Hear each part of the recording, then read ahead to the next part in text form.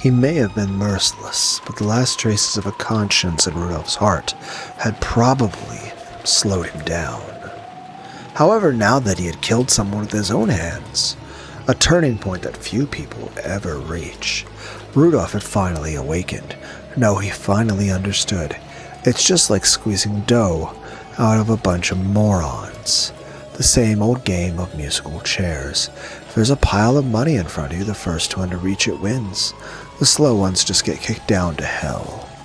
Haven't I driven dozens of poor fools into debt with my earlier swindles? Several of those people ended up bankrupt, and some of them might have hanged themselves, and I always laughed like it was none of my business. And that's all there is to it. The only difference now is that, for the first time, I've dealt the final blow with my own hands. Thanks, Kyrie.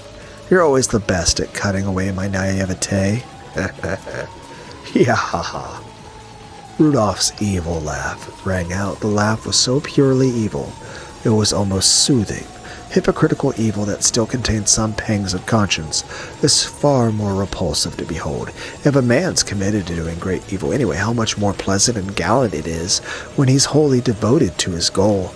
In that sense, Rudolph's evil smile and laugh were pleasant and gallant indeed.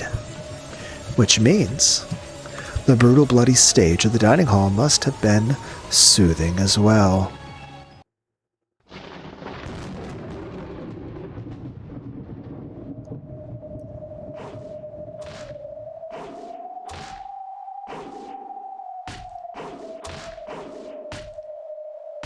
A clang, a thud, a crack, a squish.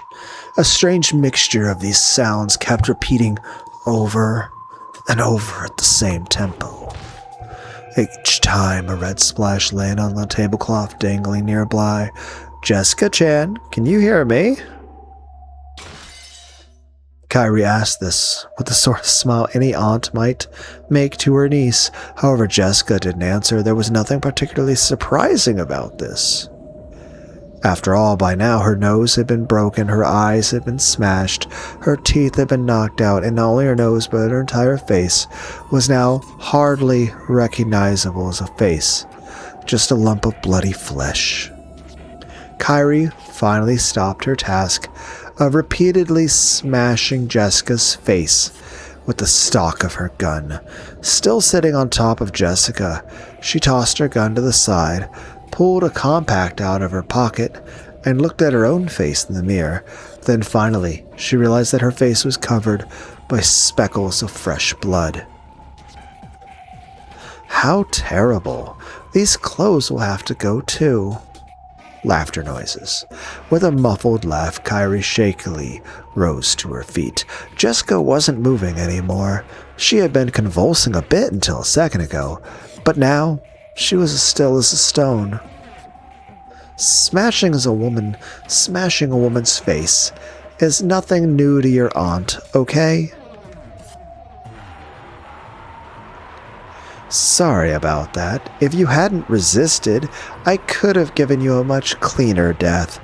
Kyrie pulled the tablecloth off and used it like a towel to wipe the blood from all over her body. However, instead of taking the blood off, it just smeared it around and did nothing to remove the stench of blood and death that covered her.